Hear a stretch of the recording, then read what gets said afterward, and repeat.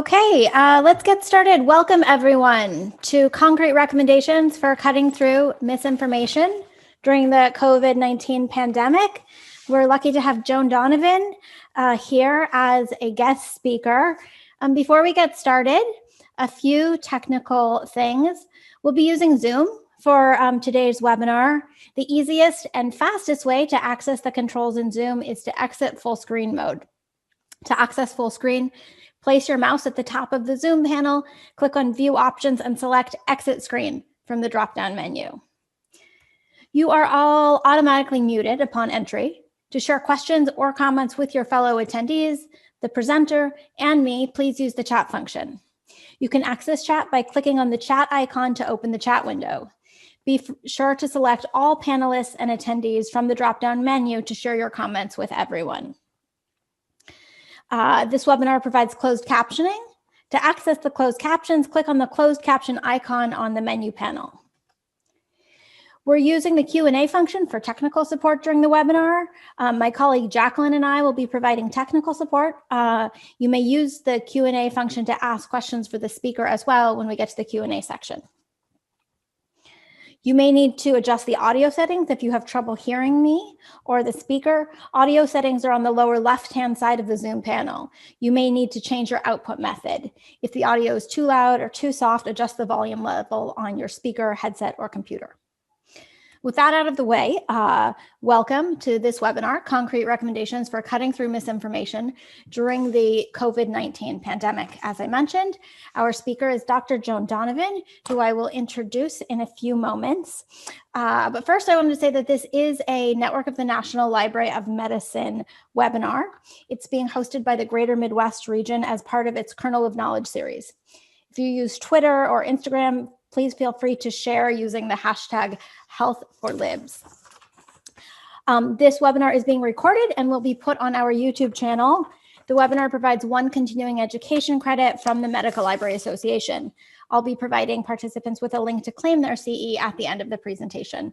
And to quickly introduce myself as today's host, my name is Nora, and I'm an outreach specialist with NNLM GMR. I connect with public health professionals in our 10-state region and across the country. Now I'm pleased to introduce our speaker, Dr. Joan Donovan. Dr. Donovan is the research director of the Shorenstein Center on Media, Politics, and Public Policy at Harvard Kennedy School. Dr. Donovan leads the field in examining internet and technology studies, online extremism, media manipulation, and disinformation campaigns. So now I'm going to stop sharing my screen and hand things over to Dr. Donovan. Really great to be here. It's very exciting to be doing an event with the National Library of Medicine. As I explained to Nora earlier, my spouse used to work back when we were in LA for this network, and so I'm very excited to be able to tap into the streams of librarians and other public health folks that are going to be on this webinar here, because I actually think the problem of misinformation is one of scale, not necessarily that, OMG, there are wrong people on the internet.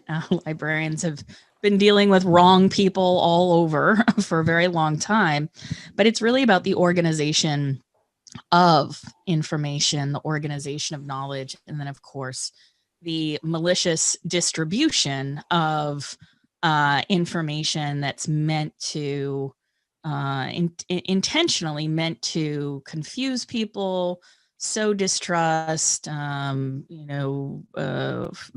information that is being circulated to reach a particular political goal. What's insidious about it, though, is when it starts to target people, when disinformers or media manipulators start to target the worried well, or people who are simply seeking information, especially about COVID-19, which is just, for most of us, just a brand new thing, right? And so you wouldn't be surprised to find then that when people are Googling COVID-19 or coronavirus, manipulators are using all kinds of tactics and techniques to get their information into the world by piggybacking on those keyword search strings or by registering domain names that, that really are meant to get people interested. They're, if you would search, back in April for coronavirus and health insurance, for instance, you'd get sucked into a bunch of scams. Or when people were wondering about coronavirus and the changes to unemployment policies, we saw another wave of fake, scammy Facebook pages and domains pop up. And so really everywhere you look online, there is misinformation. And I'm going to go through with you some definitions and some ways of thinking about misinformation online that don't require you to know any fancy tools, don't require you to have to go hire some data scientist to tell you what you already knew, which is that people are scared and they're looking for answers. And understandably, when they encounter things that look like science, that look like information from local news outlets, they really have a hard time assessing that it's shenanigans. Let's just leave it at that. And so I'm going to show you some examples in this presentation, as well as other ways to spot misinformation or to check it. And so I'm going to share my screen here. So this is just going to start to zoom in and out and maybe start some problems for you. So just take a second to get adjusted, get your screen ready, so that you can read some of the things. I'm going to read everything that is presented on this screen. And then in terms of the Q&A feature, we're going to have about 20 minutes of Q&A at the end, but feel free to throw any additional questions that you have into the Q&A, and we will handle them as we go if I can figure out how to see them. It's a problem for all of us when I got like 10 windows open here. Okay, so let's get started. This presentation is based on a paper that I published in the American Journal of Public Health, which is freely available, and we can provide the link later. And I'm going to be going over much of that information, plus some additional tidbits of things that we've learned since that publication. So one of the major features of the net is that on the internet, nobody knows you're a dog. And so this is an old New Yorker cartoon, but has stood the test of time, which is to say that the way in which information is presented online, as well as identities online, is still very much up for grabs, right? We do have blue check marks, and we do see media manipulators often try to emulate that by putting an emoji of a check mark next to their name or their account name. And so there's all these ways in which we've tried to validate identities or information online, but it's actually not going to be possible to do that as a strategy and say, okay, everybody that posts online is going to have some kind of real ID, because that's just not how the technology works. But I want to introduce you to some strategies that are things you can do that might make you feel, make you realize that you are more in control of misinformation than you realize, and that you can provide better services to your communities. So a few definitions. When we talk about misinformation, we're talking about information whose accuracy is unintentional and spread unknowingly. So there is no communication without misinformation. People are often wrong. But what we're thinking about here is the mechanisms by which that information tends to spread. When misinformation is online, it's different from a rumor you might hear from a coworker who's like, oh, did you hear, so-and-so's brother died? And then you're like, what? Like, I saw him yesterday. And they, right? Like it's not the same as rumor. Misinformation has some technical features, especially when it goes on the web. So things like reposting, resharing, regramming, retweeting, all of these make it very easy for misinformation to be recirculated intact without any kind of fact check attached to it. Disinformation, though, is the creation and distribution of intentionally false information for political ends. So this is a lot of the stuff that we saw in the 2020 election around claims that mail-in ballots were somehow massively corrupt. That is a kind of political disinformation meant to make people have less faith in our voting system. And so we do see medical misinformation trafficked in political domains, especially the debates about the efficacy of particular treatments like hydroxychloroquine, for instance, or even the vaccines. That's really tricky to deal with as a communicator if your job is in comm strategy, because sometimes we just don't know. And it's that moment of saying, well, we don't know, where disinformers tend to rush into the breach and say something very specific that they claim to know. And when you look at their credentials, you find out, oh, you're the White House trade advisor. Why would you have any particular knowledge about hydroxychloroquine? That doesn't make any sense to me. And so there's ways in which you can start to vet and understand a bit more about how certain credentials, certain political leanings can get us into this position where medical information is used for political purposes. And then when we talk about medical misinformation, we're talking about information that is essentially medical misinformation is hyped through the internet, television, chat rooms, and social media by celebrities, activists, politicians. And so we think about medical misinformation, which is false information spread for various reasons. So we can get at intentionality, but we can't always know in particular. We have to actually look at the accounts and those that are introducing the medical misinformation into the world to know more about what the rationale is and who may then become susceptible to that information. And we'll go through some examples in a bit.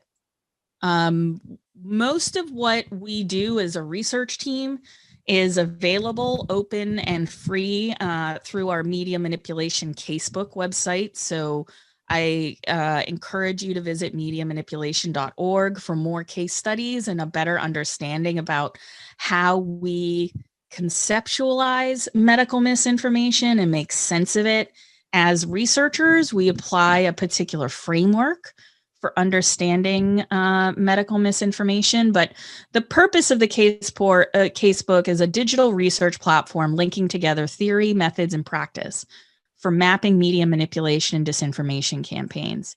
And this is a resource intended for researchers, journalists, technologists, policymakers, educators, librarians, public health advocates, civil society organizers who want to learn about detecting, documenting, describing, and debunking misinformation. So that's a resource that's available to you, and feel free to share it widely, as it is the thing that has been the pain in my brain for the last at least 3 years now.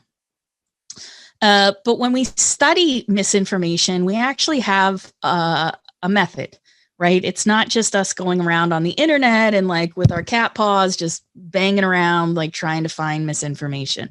That's not what we do here. What we do is we try to actually understand the tactics and the players and how misinformation circulates, how it gets from, the depths of an anonymous message board up through YouTube and then over to Twitter and then into the pages of the New York Times. And so for us, we want to understand that flow. So the first thing that we look at is manipulation campaign planning. Can we find out where a certain piece of medical information like COVID is delivering microchips to your brain? Like, can we find out where that starts? And does knowing where it starts help us inform where and how it gets circulated across the net? We're also looking at where does a campaign move across platforms? That is, where is it showing up? Does it show up on a Medium blog first? Does it show up on some random website that kind of looks like local news, but also has a bunch of typos and doesn't seem to have any authors that exist? So we try to understand, what's happening in other places on the web where people are circulating or actually planting or seeding this campaign. Number 3 is mostly when we become cognizant that a disinformation campaign or medical misinformation is starting to circulate. That is, we start to see responses by industry. This could be the tech industry. This could be some businessman that's like, this isn't what my company does. This is, maligning us in some way. We start to look for responses by activists saying, this isn't how you should understand, what's happening here. It's because sometimes they've been targeted with disinformation. Politicians and journalists especially are targeted by misinformation. And so it's really important that we understand this stage 3 where people start responding to the lies, the misperceptions. And it's usually in stage 3 when we actually find out about misinformation, and then we go back and look at stages 2 and 1.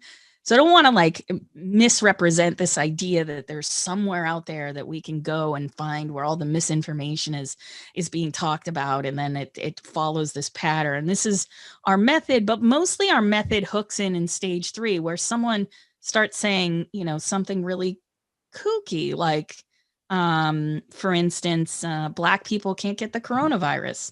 We're like, well, how does this NBA player think that, right? Like, he's a celebrity and he's tweeting about it and he's asking the question, can Black people get the coronavirus? Which means there's misinformation out there. And then our job becomes to go back into stages 1 and 2 and look for talk about that very subject. Stage 4 is really interesting in the sense that we look at mitigation. We look at, are the platform companies doing anything? Like, is Twitter taking it down? Are they blocking the hashtag? Are they removing accounts? Are they penalizing people in any way? Is Instagram taking action? Are they blocking this information from growing online? Or mitigation could be a journalist debunking it by saying, okay, it's a great team over at BuzzFeed that does lots of debunks.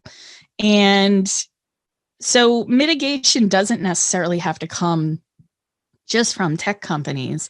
It can also be a group of organizers that say, hey, we don't want this to define our issue. And so we are going to do a white paper or do a blog post or make a petition that says misinformation is particularly bad on this specific issue.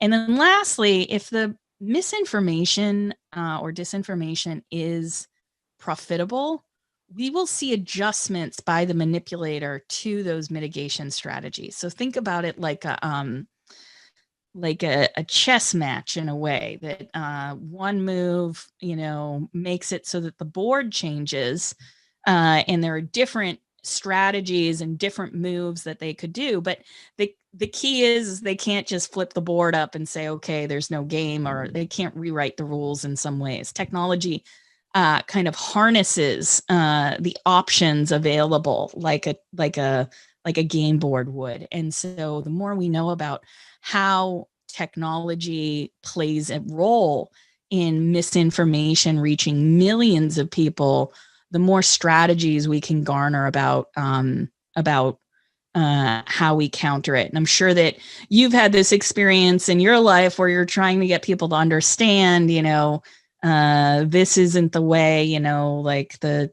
COVID test is not putting, COVID into your nose or things. And someone will say to you, well, I saw it online, and you have to be like, oh yeah, well, everything online isn't true. And they're like, well, I saw it again today. And you're like, that's how disinformers get you. They do repetition, redundancy, reinforcement. They do responsiveness. They're always responsive to people who have questions.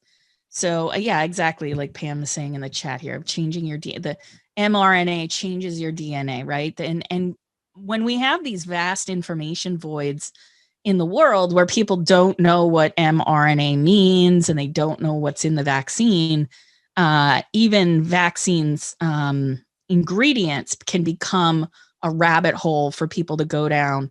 Particularly, there's this one odorous one about Microsoft having a patent on a vaccine that would deliver microchip, or a microchip delivery system.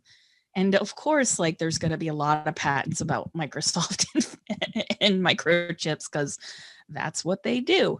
But the way people interpret that information, so they go out and they find this thing that they think is evidence, and they don't realize that manipulators have really figured out a way to create a cloud of interpretation in context for them to understand that evidence. And so then when they go look up Microsoft patent 666, which this is the one that's particularly what they're circulating in these chats and on these websites, saying that it's the, it's the mark of the beast, and it's just got all of these salacious details with it. But then when you do go and find this patent as an information seeker, and it's there, you think, oh man, it must be real. And then of course, if you read the patent, it does not say what the disinformers say it says.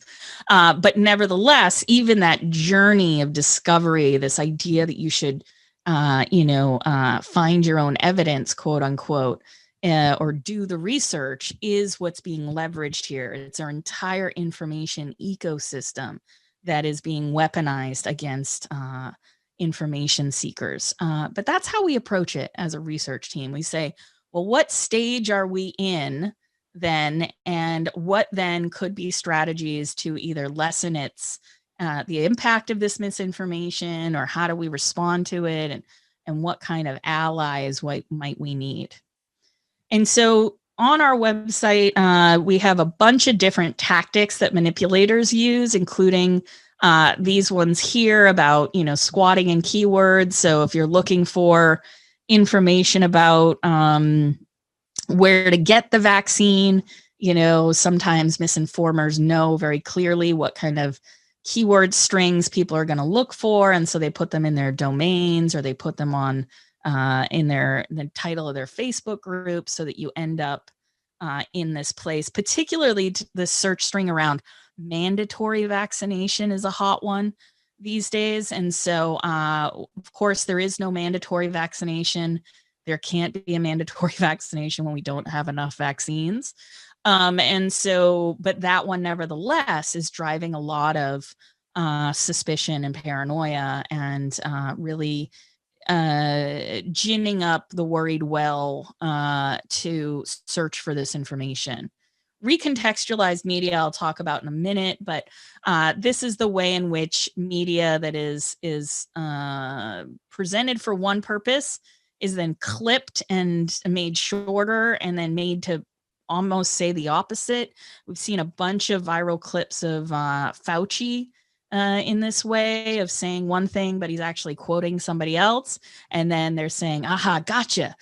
Fauci's saying that COVID is the same thing as the flu. And what he really had said was, when people say COVID is the same thing as the flu, I have to disagree. But when you take that tiny clip, it gets circulated and makes all the difference. And then misinfographics. So these are just wholly made up statistics that people will put into really slick looking graphics that make it seem like a university is circulating information about COVID or vaccines. And when you try to fact check those claims, you find out that they don't actually exist. But nevertheless, mostly people don't circulate. Mostly people do not fact check the things that they circulate on social media, unfortunately. So let's get into a case study. I don't know if many of you saw or heard of the Plandemic documentary, but this was something that utilizes the tactic of distributed amplification, which I'll talk about in a minute. But the Plandemic itself, as a key word, was circulating long before the documentary featuring a known anti-vaccination activist and disgraced scientist used it in the title of this documentary that they put out on YouTube, and then also circulated it throughout the web. But Plandemic itself was the key word that people were using to describe the pandemic as a hoax put together by, and then you can kind of like draw like a Mad Libs, underline here and say any particular person had a different version of who was trying to take down Trump. It could have been, in a very anti-Semitic way. It's the globalists.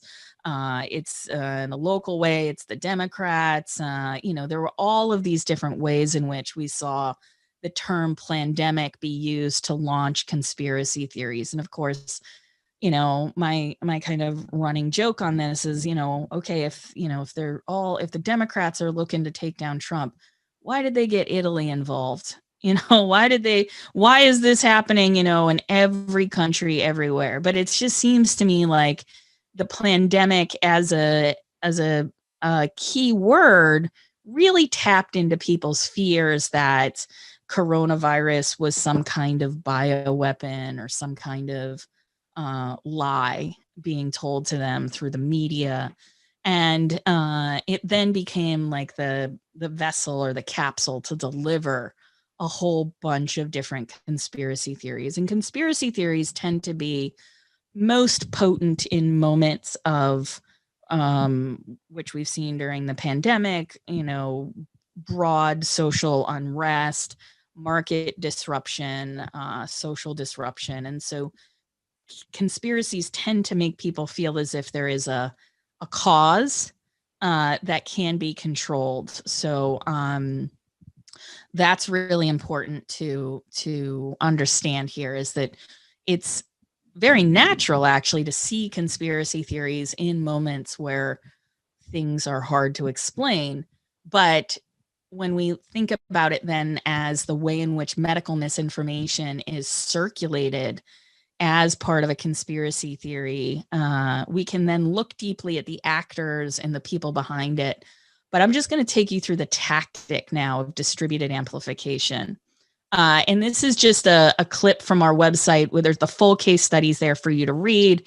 But we saw that the plandemic started to come about in May 2020. It was on blogs, Facebook, Twitter, YouTube.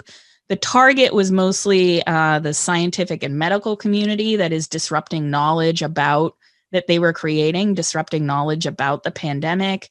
The vulnerability here was there was an active crisis. The kind of mitigation strategies we saw were content removal, critical press, de-indexing, which means removing plandemic from search, and then debunking, that is lots of press debunked it.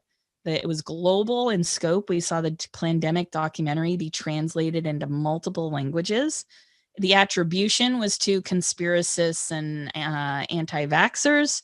The strategy here was to muddy the waters, that is, to make it really confusing to get information about what we actually know about the pandemic and its origins and the role vaccines were going to play. Remember, this is back before the vaccines had even come out.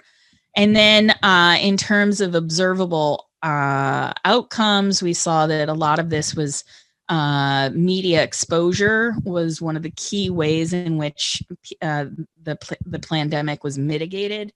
And then adaptation, they readjusted and they tried to do it again, but they were unable to, in the sense that they wanted to launch a second plandemic part 2, but platform companies and others were ready for it, and it did not achieve at all the same amount of amplification. So when we talk about distributed amplification, what we're referring to is a call to participants to rapidly and widely spread campaign materials, including propaganda or disinformation. Distributed amplification relies on many campaign participants to individually share sensitive or banned content on their personal social media accounts in an effort to evade platform mitigation efforts or to dominate the information ecosystem with repetitive content. And so that's really important here to think about in the terms of repetitive content. I have two pictures on your screen of other instances where distributed amplification was potent. One is kind of jokey in the sense that this beautiful seaside property in Malibu that you're looking at is actually Barbara Streisand's mansion. And there was a report by California government talking about the erosion that you see here on the side of the beach. And Streisand wanted that removed from the report. And other people, once they found out, started taking this picture out of the report and posting it everywhere they could find online. And the more she tried to get it taken down, the more people posted it. So in online studies, this is now known as the Streisand effect. And wherever people post pictures of this, it's a bit of a joke amongst, critical internet studies scholars about, like, you can't get rid of something once it goes on the net because of the distributed amplification. The second one is a more well-known case of Tom Cruise wanting a video of him talking about Scientology that was distributed through Scientology. He wanted that removed from the internet.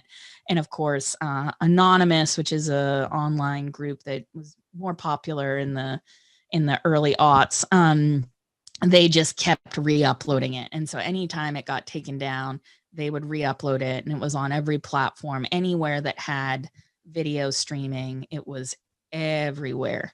So that's distributed amplification. And then the way that the pandemic did it was pretty interesting, which is they had a website set up. So they had a YouTube video, they had it on Facebook, and they also had a link to this website. And on the website, they said, our videos are being taken down every minute.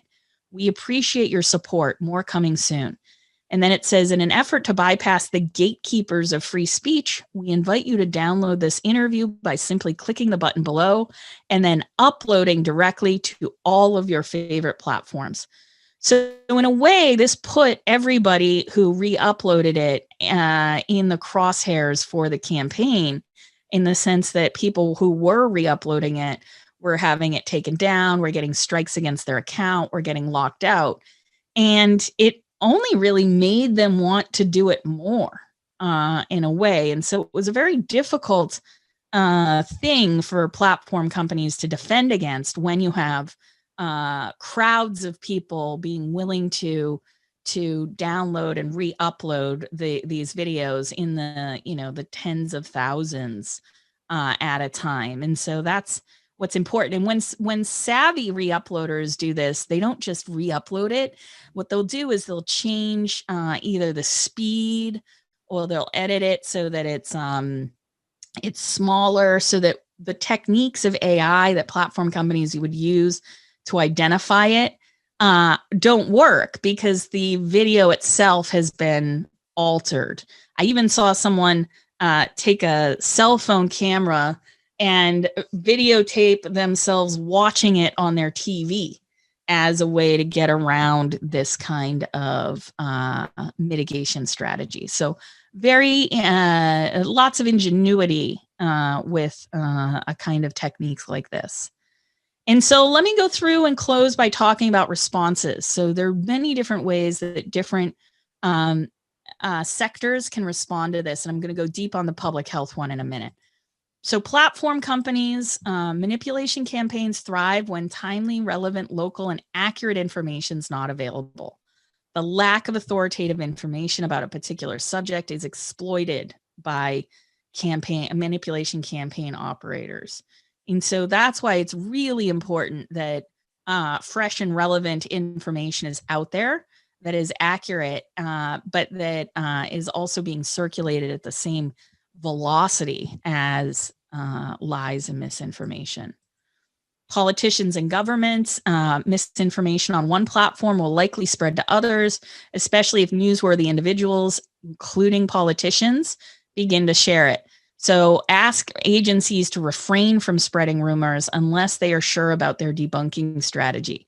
We see this happen a lot where politicians will jump in and try to help, but in doing so, they make the story happen. So a local politician will say, no, like the police are not giving the vaccines to people in our area, like, or the military is not giving the vaccine to people. You can get it at the hospital or at the local pharmacy.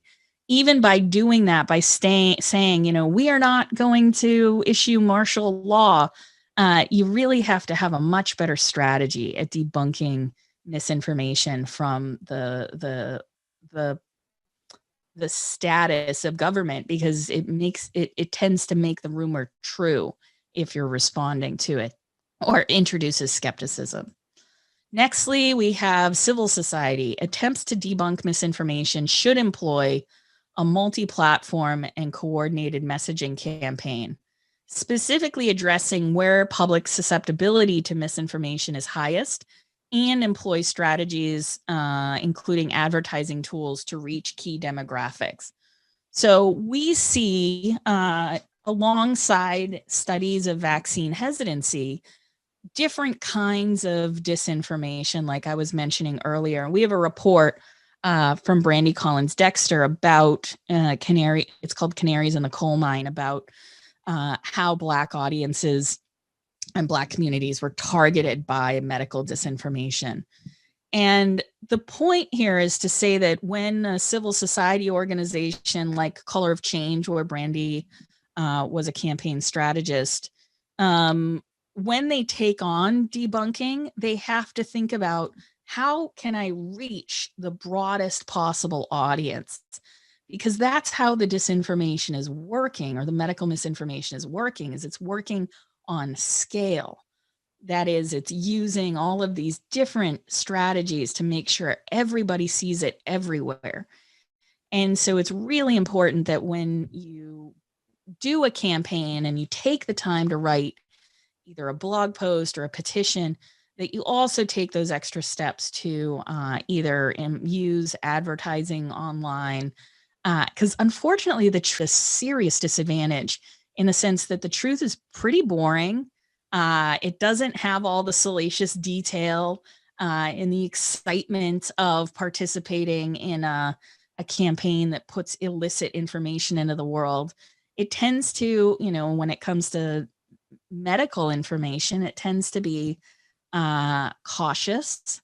And so as a result, all of those features of truth put it at a disadvantage against lies online, because lies online often work well with the features of especially social media, which is things that are novel, that is, things nobody's saying, coupled with some celebrity speculation, can then make rumors go viral very quickly. And so civil society responses always have to think about, who is the community that I want to reach?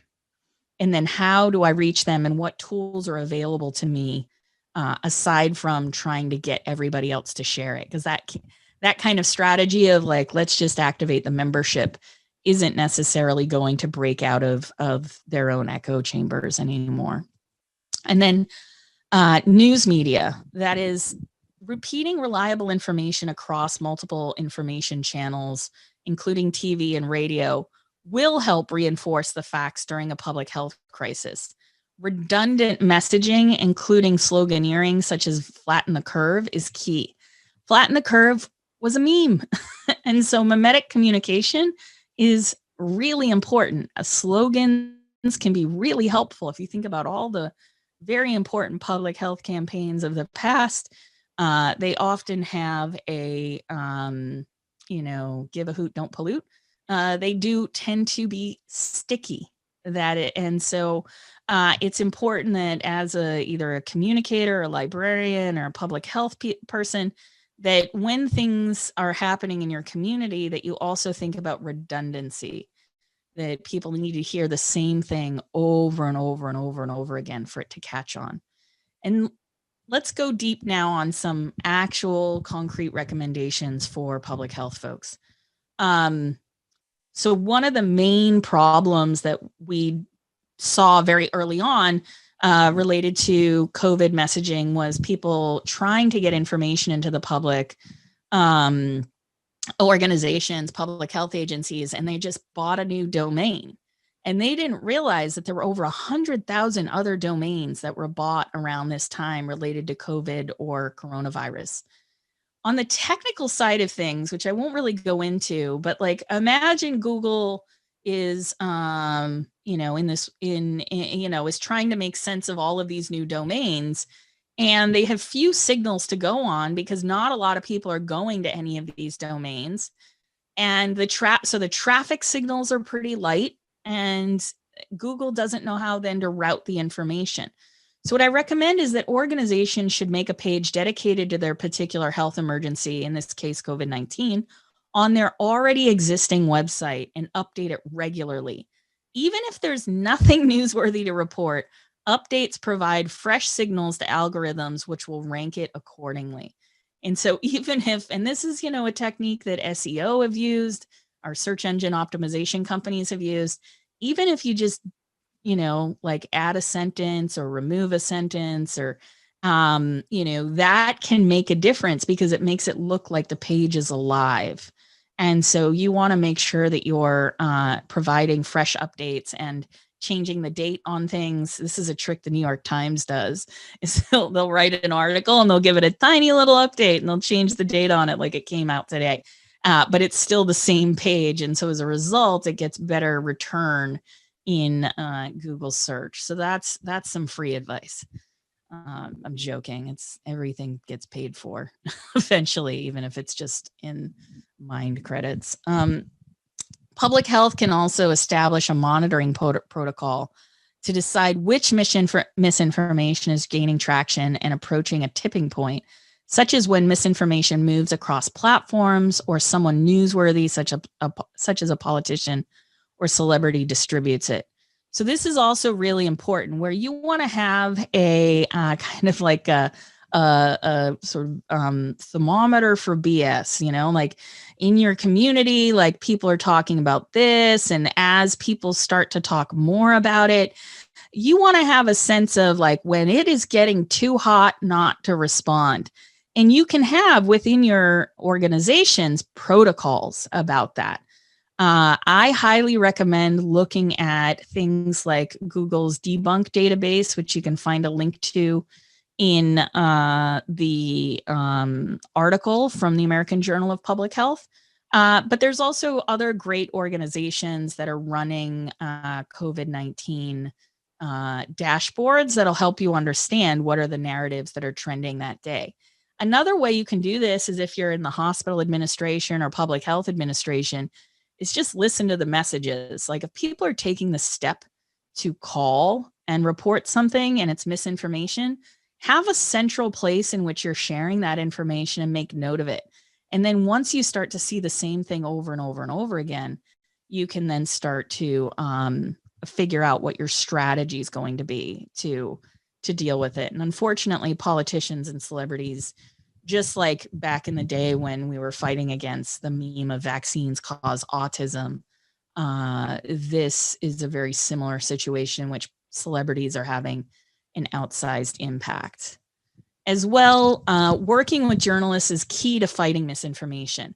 Building two-way communication bridges between health communicators and local journalists will ensure visibility and trust across professional sectors when communication emergencies happen. And this isn't like a press conference. This is more, maybe it's a Slack channel that you share.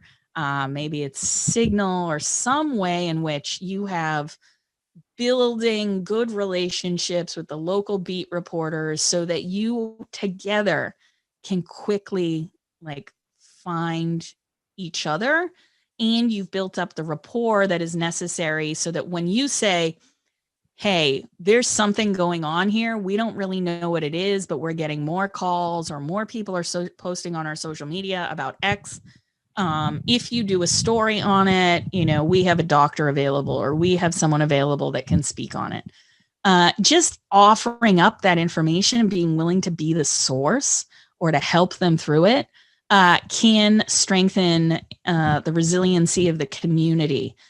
Because oftentimes journalists are really stuck with the sources that they know, and it's been really hard during the pandemic to find new sources, given how isolated we all are. And then lastly, if using social media to communicate, which all public health organizations should do, you should contact the companies and request free public service advertising. In a crisis like this, online advertising systems can be repurposed to reach local audiences. So the point here isn't to say, OMG, forget about social media, although you should activate TV and radio advertising. But you can also approach platforms for free advertising and then use those tools to make sure that you're reaching local constituencies. And I know I said that was the last piece of advice. Now I'll give you a bonus one, which is to use the fact, fallacy, fact communication strategy. That is, state the facts first, identify the false claim being debunked, and then reiterate the facts again. And pair this with inoculation efforts where the logical fallacy supporting the misinformation is also explained. So what does that mean? It basically means that people need to be told the truth twice. And so if you are generating messaging or writing a post for Facebook, you want to have the fact sandwich, like you want to have the truth sandwich. You want to have the fact, the lie, and then the fact again, so that people know what is important here. So for instance, around the fact, fallacy, fact, you could say things like vaccines are becoming available in our local community. We are now entering into phase 2 that allows so-and-so and so-and-so to get vaccinated. While people have speculated that the vaccine is dangerous to pregnant women, we do not have evidence to support that claim. Here's how you can make an appointment to get vaccinated in your community, right? So you have to think about the kind of fallacy or the lie that you want to address, and then sandwich it between a couple of facts that help people understand what it is that they either should be doing or should be thinking about.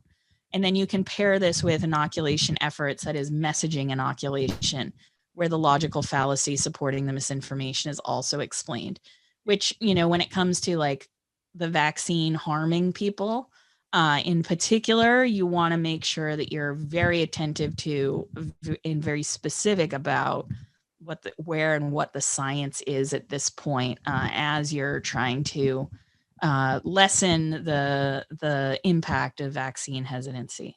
So with that, we have about 10 minutes left for questions. And I just want to give you one of Donovan's laws of disinformation, which is to say that temporary fixes cause bigger problems. So it behooves you to take a very big, deep dive into what you can do and come up with a plan, because unfortunately in this moment, everything open will be exploited. And so you don't want to start using Eventbrite, for instance, to schedule things like we saw in Florida, because then scammers created Eventbrite pages that made it seem like you could pay a little bit of money to get the vaccine, and they just stole a lot of people's money. So think about what your whole strategy is going to be.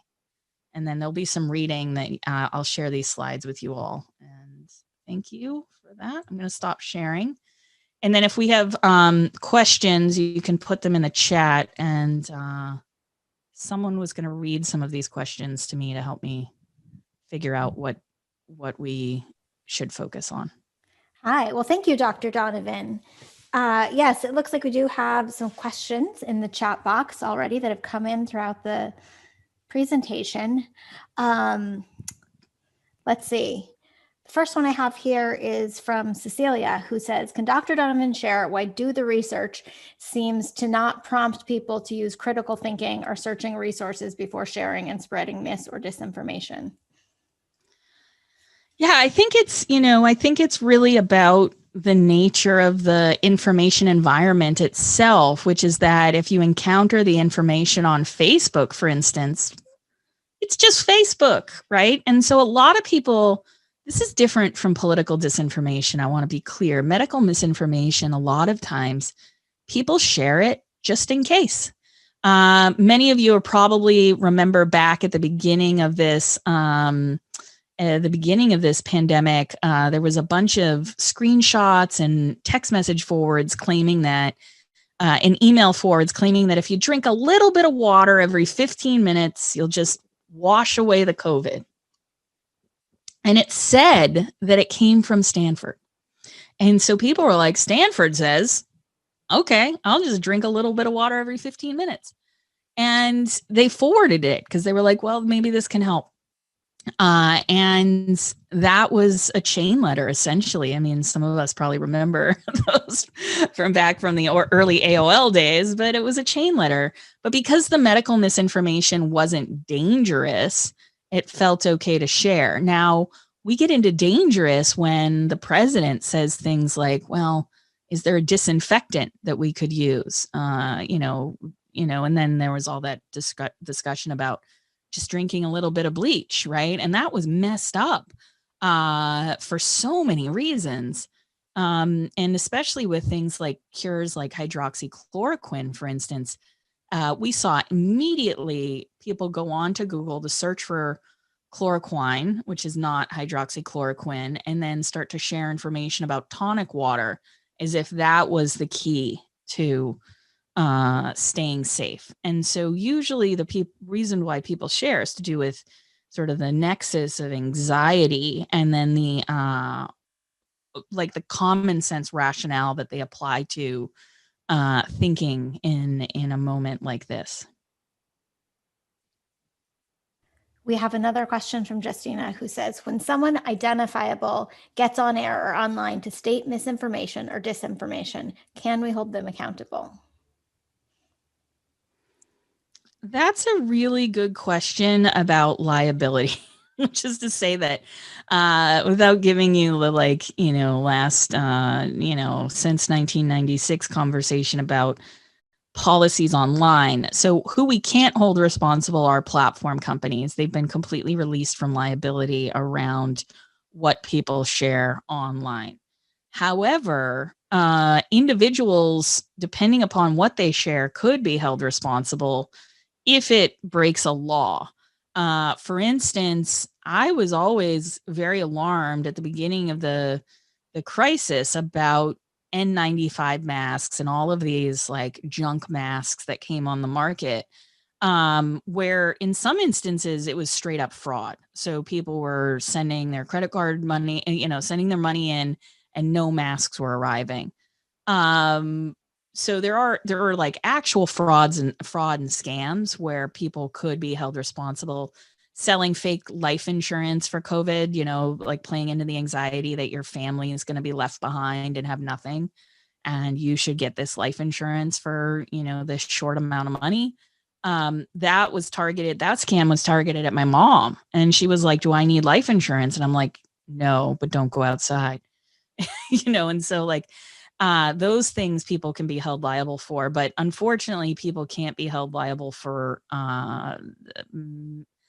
medical advice. Doctors know not to give medical advice, but for the rest of us that aren't actually doctors in that medical capacity, there's not a lot that can be done.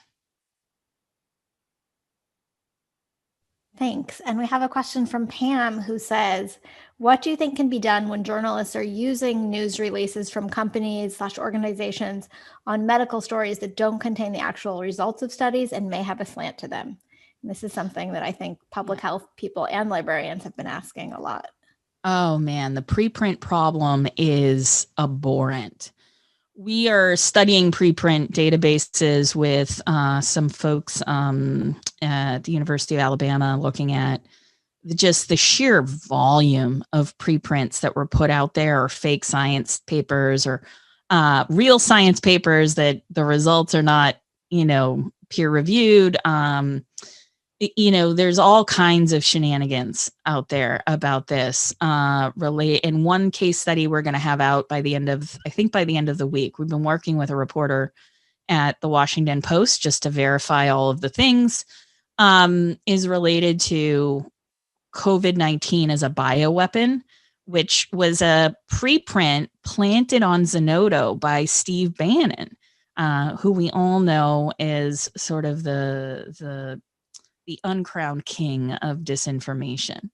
And so Steve Bannon flew a whistleblower from Hong Kong to the United States, got her set up on lots of media appearances, and then this paper appeared alleging that COVID was a Chinese bioweapon. And it got over 1 million downloads.